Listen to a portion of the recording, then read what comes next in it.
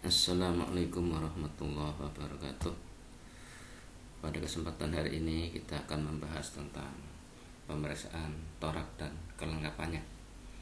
Yang pertama kita akan memeriksa cincin torak ya. Nah ini dia. Baik, kita lihat ya. Kita lihat bahwa sebelum diperiksa cincin torak harus dilepaskan terlebih dahulu dengan alat piston ring expander ya. Mengeluarkan pakai alat ini biar cincin torak tidak patah ya. Nah kalau sudah, kemudian nanti kita lihat ya.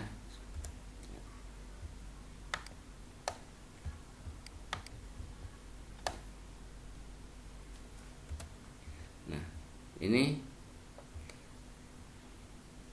kita lihat ya, kalau sudah dilepas perhatikan juga bahwa nanti perlu diperiksa dudukan torak dan batang torak ya. Nah terutama pada saat sudah diperiksa kemudian pasang kembali ya, bagian depannya harus lurus ya. Nah lurus ya, ini bagian depannya, jadi ada bagian depannya ya, ini juga kelihatan bagian depannya harus lurus. Oke. Jadi diperiksa dulu ya, nanti kalau masang biar sesuai dengan aslinya. Oke ya.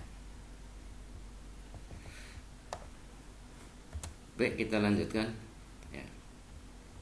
Berikutnya adalah cara melepas pena torak ya. Tadi yang pertama cara melepas ring atau cincin torak, sekarang pena torak. Pena torak posisinya di sini ya. Nah ini ada pennya. Jadi pena torak dapat dilepas tanpa merusak torak. Pena torak harus dilepas jika misalnya penggantian torak atau pena torak. Jadi kalau ada penggantian mungkin udah oblak, nah itu perlu dilepas ya. Pelepasan dengan menggunakan alat tekan atau press ya. Kalau tarik dengan tangan biasanya nggak kuat. Oke ya.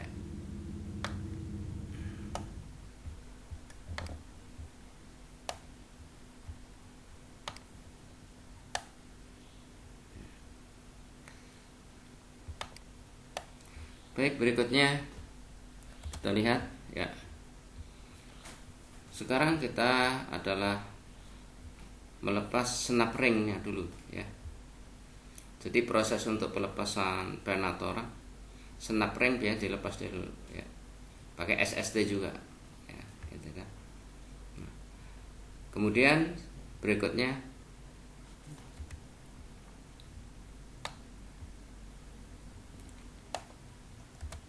ya. Kalau snap ring sudah dikeluarkan, berikutnya adalah keluarkan pena torak dari batang torak.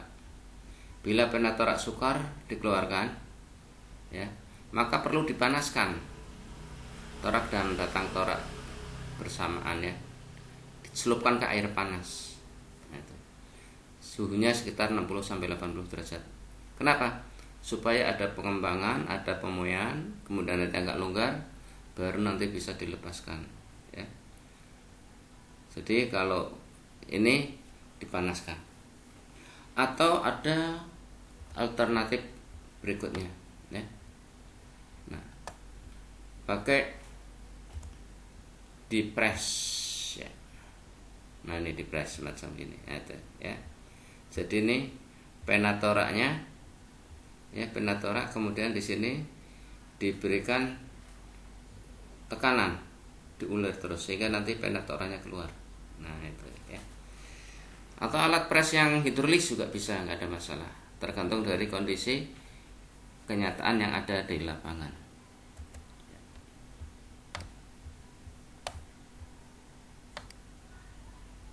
Kita lihat berikutnya.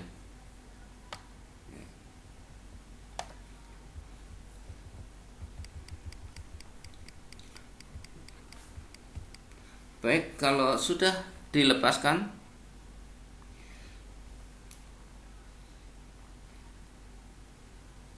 Ya, jika ringnya sudah dilepaskan, ya, maka perlu diperiksa, ya, yaitu memeriksa torak, diperiksa, ya. Namun sebelumnya dibersihkan dulu, ya. Jadi bersihkan alur cincin torak dengan menggunakan pembersih, ya, pembersih. Kalau alat pembersih nggak ada, biasanya kalau di bengkel itu patahannya cincin torak bisa kita pakai untuk membersihkan alurnya. Nah ini. Tapi kalau ada alat khusus SST, gunakan ST. Kalau terpaksa nggak ada, ya, kalau lapangan, bengkel-bengkel pinggir jalan, ya, apa yang ada kita gunakan. Oke.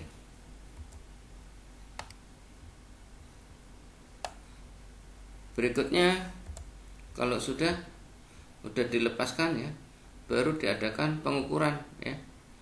Pengukuran diameter torak, ya. Suhunya posisinya adalah 90 derajat, ya, dari sumbu, ya, dari pena torak maksudnya, ya.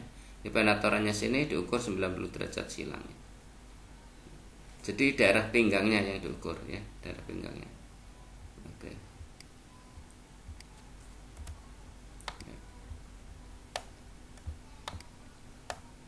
Berikutnya, ya,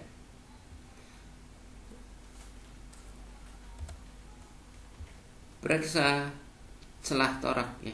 Nah ini celah torak. Jadi kalau sudah dibersihkan, tadi sudah bersih, kemudian alur yang sudah bersih itu diperiksa celahnya terhadap cincin, ya. Biasanya kita pakai cincin yang lama dulu, cincin yang lama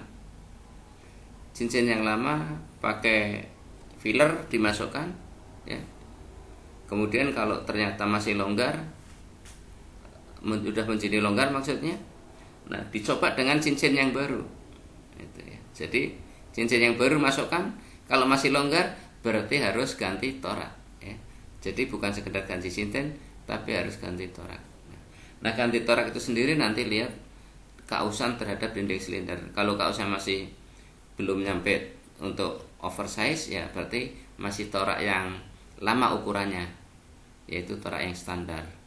Tapi kalau ternyata hasil diameter silinder sudah melebihi batas, berarti ya oversize, berarti belinya torak juga torak yang oversize, gitu, ya. Nah ini.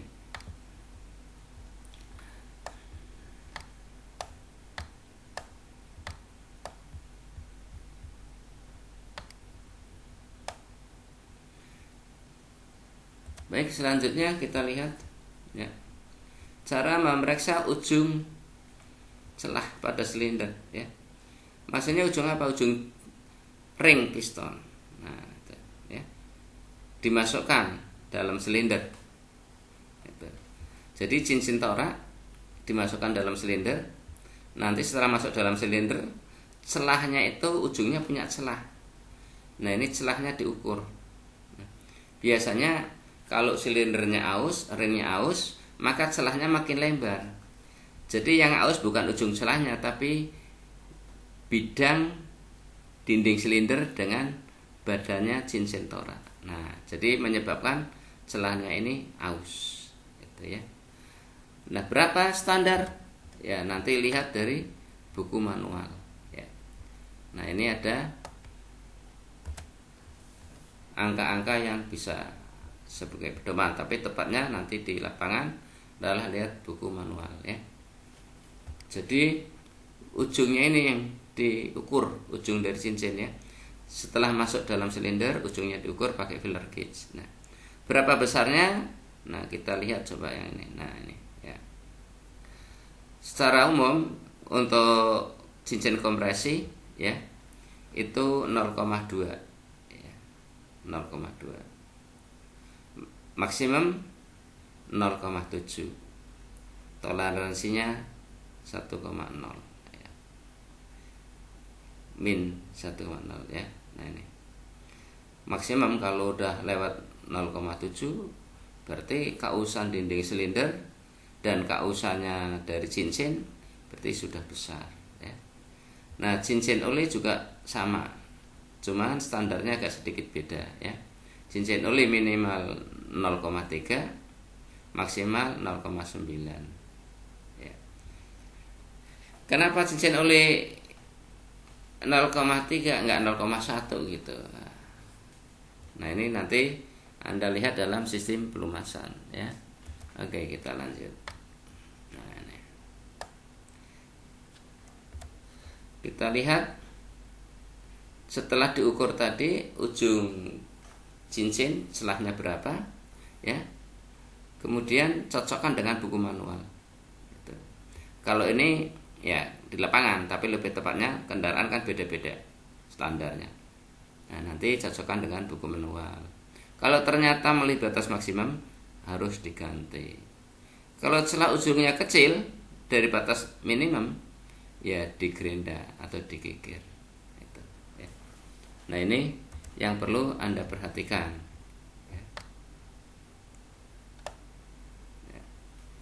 Berikutnya ya, memeriksa batang torak ya.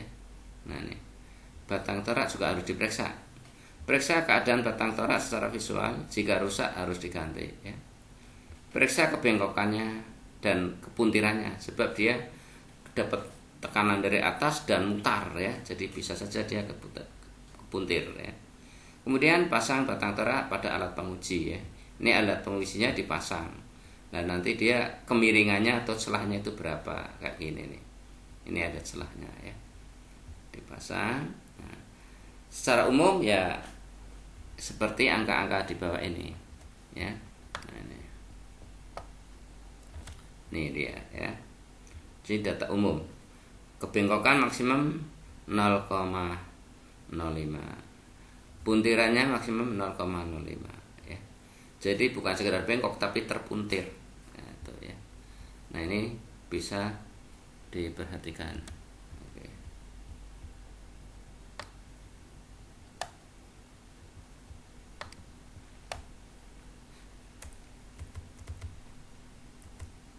Ya berikutnya ya kita lihat kalau tadi katakanlah ganti ring atau ganti torak atau tidak ganti, udah dibersihkan tapi mau dipasang lagi, tentu saja ada ketentuan-ketentuan ya. Nah, ketentuannya semacam ini ya. Nih. Contohnya ya, kita ambil contoh gini. Umpama untuk piston yang cincinnya 2. Cincinnya 2 ya, cincin kompresi maksudnya. Maka pemasangannya ya, pemasangannya itu harus berlawanan arahnya ya. Lubang yang satu sebelah sini, lubang yang itu sebelah sini. Jadi kalau 2 ya setengah-setengah, berarti jaraknya dari cincin satu ke cincin berikutnya adalah 180 derajat. Bagaimana kalau cincin kompresinya 3? Ya semacam ini. Cincin 1 dengan cincin 2 tetap 180 derajat. Nah berikutnya adalah yang ketiga, jaraknya 90 derajat terhadap cincin 1 maupun cincin 2 ya. Nggak boleh lurus semua jadi satu. Kalau lurus semua nanti kompresinya bocor ya. Oke. Nah, coba kita lihat berikutnya ya. Ya. Cara merakit torak dan perlengkapannya ya. Jadi cara memasang torak ya dan batang torak. Pasang batang torak dan torak sesuai dengan tanda ya. Pasang torak dan batang torak ya dengan cara kebalikan dari cara membongkar ya. Kemudian posisi snap ringnya juga harus begini ya. Jangan begini ya. Itu. Harus yang ini. Ya. Itu. Coba kita lihat ya. Ya. Nah ini yang kanan salah, yang kiri yang benar ya. Nah itu cara masang. Baik ya. Berikutnya adalah cara memasang cincin ya. Cincin kalau kita beli baru itu masih ketahuan tandanya. Nah, tanda ini posisinya di atas, menghadap ke atas ya. Itu. Jangan kebalik. Itu ya. Ini kalau beli baru. Kalau sudah lama aus, biasanya karena aus dia hilang, ya. Itu. Nah, kita lihat lagi. Begitu juga kalau kita lihat ini, ya, batang torak atau stang seher atau connecting rod itu juga dibersihkan saluran olinya, ya. Ini ada saluran oli yang akan melumasi dinding silinder. Ini oli yang akan melumasi dari penatorak naik ke atas. Dinding silinder ini muncrat ke atas sama ke dinding, ya. Nanti diratakan oleh cincin oli. Nah itu. Nah ini diperiksa lubangnya. Jangan sampai lubang ini rapat. Kalau rapat olinya enggak muncrat ke sana, enggak menciprat, ya dinding silinder nanti enggak kelumasan. Nah jadi aus. Nah itu yang perlu diperhatikan, ya. Berikutnya, ya, ini apa yang diperiksa? Ini dia, ya. Jadi batang torak di samping tadi diperiksa aliran olinya, lubang-lubangnya, juga diperiksa juga ulir pengikat baut. Nah, apalagi kalau sering bongkar pasang, kadang-kadang ulir ini jadi rusak. Nah, kalau rusak tentu saja harus diganti sepasang, ya. Nah, semuanya oke. Ya. Ya. Kelihatannya sudah habis, ya. Untuk lembar ini sudah selesai. Maka cukup sekian dan terima kasih. Assalamualaikum warahmatullahi wabarakatuh.